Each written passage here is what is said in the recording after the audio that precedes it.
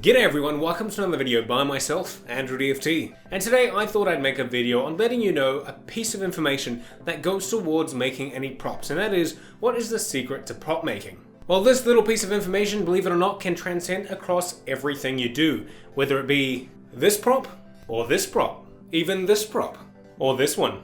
Who knows, maybe this, or this, could even be a cool one like this, and this, even big boys like this, to the much smaller ones like this. And this too. Axes like this one. DMRs like these, and also BRs like these. Colorful unicorns like this, and more standard props like this. And this guy. This. Oh, far out. This. And of course this too. This also. This guy. This. Yeah. And yeah, this guy. I am tired. Secret prop making, almost forgot, is enjoy it. Have fun. Yeah.